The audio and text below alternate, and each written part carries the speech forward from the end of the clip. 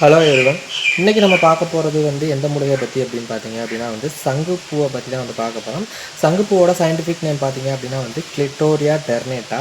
இதை ஆங்கிலத்தில் பார்த்தீங்க அப்படின்னா பட்டர்ஃப்ளை பீ, அப்படி இல்லைனா ப்ளூ பீ பிளான்ட் அப்படின்னு சொல்கிறாங்க. நிறைய பேர் பார்த்துருப்போம். இதுதான் பார்த்தீங்க அப்படின்னா சங்குப்பூ.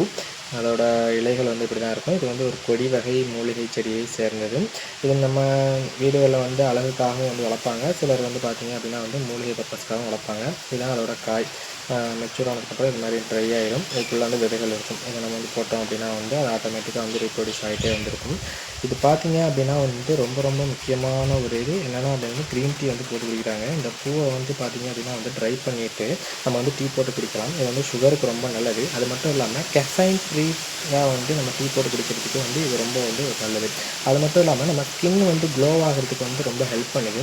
நம்மளோட ஸ்கின் ஏஜிங் ஆகிறத கம்மி பண்ணி, அதே மாதிரி நம்மளுக்கு க்ரே ஹேர் வர்றதையும் சீக்கிரமாக வராமல் கம்மி பண்ணி கொடுக்குது.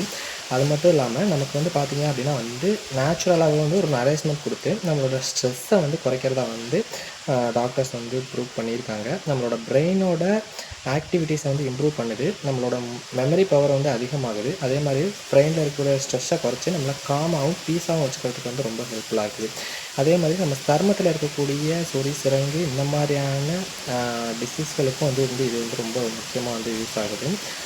நம்மளோட ஸ்கின்னை ரொம்ப க்ளோவாக வச்சுக்கிறது மட்டும் இல்லாமல் நம்மளோட பிரெயினையும் ஆக்டிவாக வச்சுக்கிறது. நம்மளுடைய சிறுநீரை பார்த்துட்டிங்க அப்படின்னா பெருக்கி நம்ம உடம்பில் இருக்கக்கூடிய தேவையற்ற உப்புக்களையும் தேவையற்ற விஷயங்களையும் சிறுநீர் மூலமாக அகற்றுது. அது மூலமாக பார்த்திங்க அப்படின்னா நம்ம உடம்பு நல்லாவே ஃப்ரெஷ் ஆகிடுது.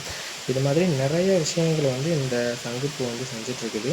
நீங்களும் அதை ட்ரை பண்ணுங்கள். யார் யார் சங்குப்பூ டீ எடுத்துகிட்ருக்கீங்க அப்படிங்கிறத மறக்காமல் கமெண்ட்டில் சொல்லுங்கள். இது மாதிரி நிறைய மூலிகைகளையும் அதோட பயன்களையும் பற்றி தெரிஞ்சுக்கிறதுக்கு நம்மளோட சேனலை மறக்காமல் ஃபாலோ பண்ணிக்கோங்க. நிறையா ஷேர் பண்ணி சப்போர்ட் பண்ணுங்கள். நன்றி.